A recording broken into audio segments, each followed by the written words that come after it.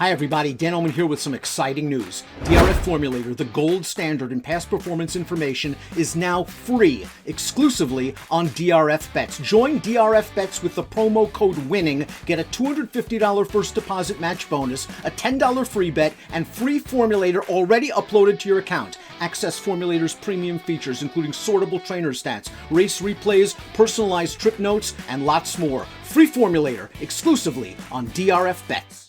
Hi everybody, Dan Illman, Mike Beer, the DRF race of the day for Friday, April the 29th, race number 8 at Keeneland. Graded stakes action for fillies and mares on the turf, and they're going long, 1.5 miles for the Bewitch. Let's take a look at this field. Deserving odds-on favorite in here, Mike. The 4 Warlike Goddess had a sensational campaign in 2021, has to deal with the layoff, but stands head and shoulders above this field from a class perspective.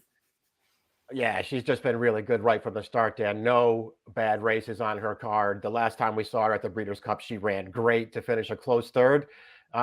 Interesting to see that looks like Leperu got the boot this year. Well, we can talk about that when we discuss Warlike Goddess in greater detail. You can view free Formulator past performances for this race on the Race of the Day event page at DRF.com. Take a peek at them and handicap along with us when it's time to make your final plays. Do so with a DRF Bets account. You get free Formulator past performances for everything. Let's take a look at the Timeform US pace projector for this race. If there's one thing we know about Warlike Goddess, she does like to sit and make one run. And if there's one thing we know about the 7 Breeze rider, she's pretty quick out of the gate. I think Timeform US has it right. Yeah, I won't argue with the pace projector. I do think Family Way, the 3 is going to be, relatively close to this pace, though, Dan. She's very tactical. I don't think they're going to be going fast. Core Values, the number 1, does have the tactical speed, as you see from the projector, to stay up close to the pace. And she has some credentials. She's a multiple stakes winner. She beat males in a stakes race last year. And I thought her most recent start at Keeneland, her first race of the year going shorter, was a good prep for this. She passed a few tired horses to finish 4th. That being said, I think she's a question mark at this distance, and she's certainly a question mark against the likes of a Warlike Goddess and some of the other graded stakes class runners. Yeah, she's got to improve if she's going to get a piece of this. I think there's a chance she could do it, Dan. She's still relatively lightly raced. I liked some of her races last year as a 3-year-old. We'll see how it all plays out. I'm going to take it as a good sign that she's back here in about 2 weeks after the prep race off the layoff there. I think she's going to run better here. The number 2 is La Lune, a group winner overseas, going 1.5 miles. Distance, no issue for this one. Didn't care too much, Mike, for the Dowager. 2 starts back, however. I thought all in all, the trip was there for her. She came into the stretch after, I thought, being outpaced 3/8 of a mile from home and could only muster an even finish. I won't hold the maple leaf against her over a synthetic track in a race where things didn't go right for her. Yeah, I don't care about her last race either. Like you, I didn't see the excuse for her in the Dowager. Her stateside debut was a pretty good performance, I thought, at Kentucky Downs, Dan. I do think Family Way, it was close at the end. I think Family Way ran a lot better than she did that day, though. I don't know. She can win this race for sure. We'll see what kind of price she is.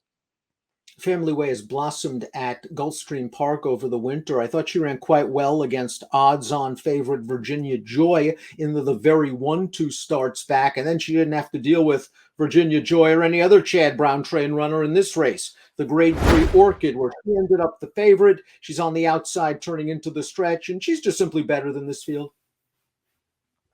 Yeah, she is. She got a decent enough trip in here. They, tried it. They did it a little bit differently here, Dan. 2 back in the very 1. They put her up close. Here, they just sat back with her. She's too good for this field. She wins very easily. Another good performance for her. She's just in really good form right now. And I guess catching Warlike Goddess off the layoff here is the best thing that could have happened to her.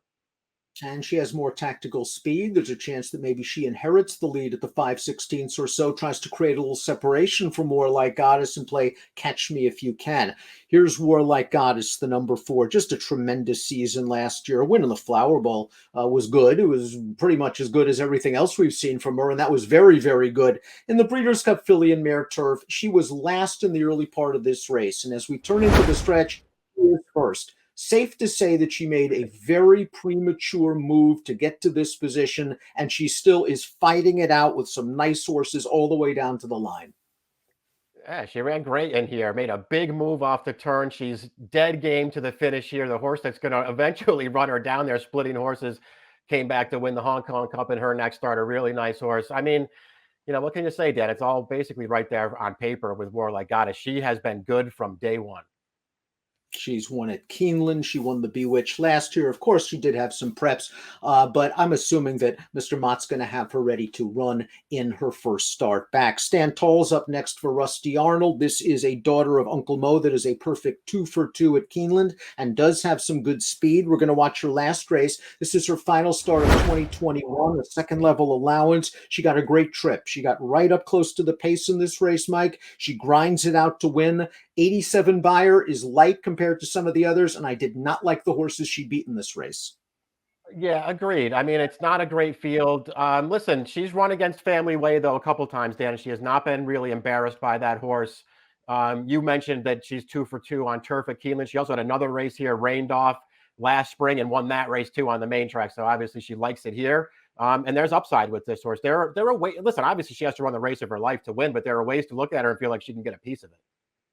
I'm a fan of the 6 Luck Money. After her first or second or third loss in a row, I was willing to say, well, Luck Money has just been very unlucky in some of her races. But after her 4th and 5th and 6th and 7th losses in a row, I'm beginning to get a little bit tired of her act. I really couldn't find any excuse in the Long Island last time out at Aqueduct. I know she was last in the early part of that race and was running on at the end, but she never really made a dent.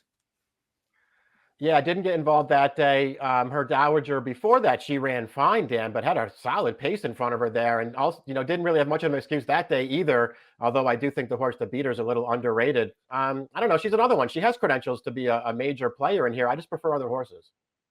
She had just wished she was a little bit more consistent and wanted to win more. To me, 5-1's a little bit light. I would need more. Breeze Rider is your likely speed, and she is an excellent horse on synthetic. What we've seen in her last 2 starts, a gate-to-wire performance in the Wintergreen, and she really put the boots to that field on the lead after taking on pressure for the first half mile. Couldn't hold on last time out in the Latonia, but that's a very classy horse that beat her in Crazy Beautiful. Her turf record is enviable as well, 8 for 15, but big class hike, distance, a big question. She's going to have to hope E.T. Baird, the veteran, gets to the front and drops the anchor.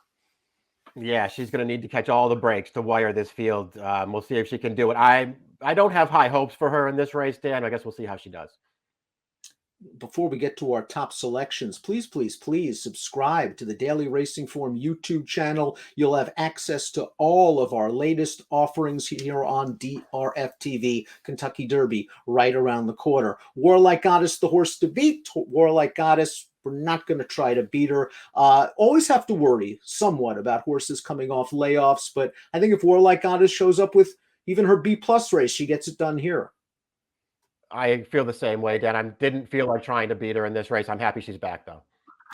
Mike's going to try to get a price in the exacta with the number 1 core values, 30-1 on the morning line, wheeling back quick in her second start of the form cycle. Warlike Goddess, the marquee name at Keeneland on Friday in the Bewitch.